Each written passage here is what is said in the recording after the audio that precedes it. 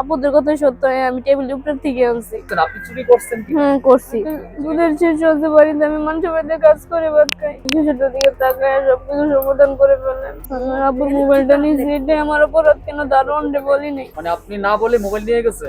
দারোয়ানকে আমি বলি নাই, মোবাইল বাসার নিচেই পড়ে আছে, কিন্তু আপুরা বলতেছে আমি তাদের ঘর থেকে আনছি না। এখন আপুদের কথা সত্য আমি টেবিলের উপর থেকে আনছি। কারো মোবাইল কি মানে বাসার নিচে ফালায় রাখে? না, এখন আমি আপুদের কথাই গেছি যে ঘর থেকে যে আমি আনছি, আমি তাদের কথা মতো নিচ্ছি। আপনি চুরি করছেন কি? করছি।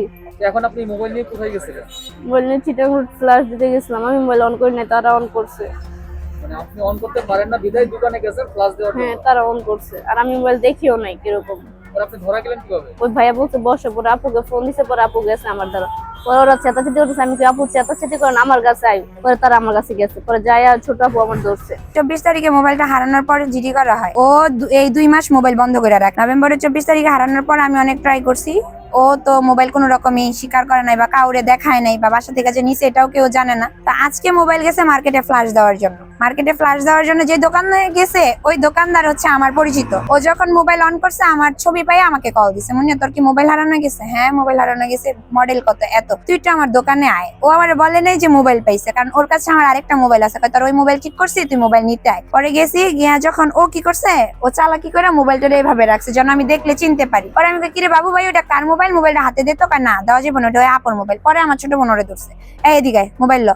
পরে বাবু ভাই ওর হাতে মোবাইলটা দিছে, পরে ডিসপ্লেটা অন করতো, ও যখন অন করছে আমার ছবি পেয়েছি। পরে আমি টান দিয়ে মোবাইল নিছি, কিরে তুই মোবাইল নিছিস কই? এখন আপনি কি করতে চাচ্ছেন? এখন আমার একটা শিশু আছে, শিশুটার দিকে তাকায় সবকিছু সমাধান করে ফেলেন।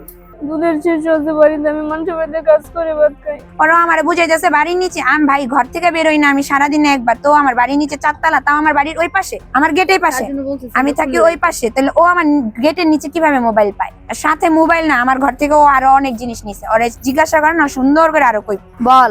না না আর কিছু নেই, আল্লাহর কথা। ও আজকে 2 মাস পর আমার মোবাইল নিছে ফ্ল্যাশ দেওয়ার জন্য। ওই দোকান থেকে আমারে কল না দিলে তো আমি জানতামই না। মোবাইলটা যদি চুরির উদ্দেশ্যে নাই নিয়ে থাকস 2 মাস কেন অফ করে নিজের কাছে রাখলি? পাশের বাসায় কাজ করতে আসছ, তুই কি আমারে চিনস না? কেন গেলেন বলেন? সরি ভাই, আর এরকম হইব না। এখন তো আপনাকে থানায় দিয়ে দিবে ওরা। এরকম করেন না, সন্তানের দিকে তাকায় ছেড়ে দেন।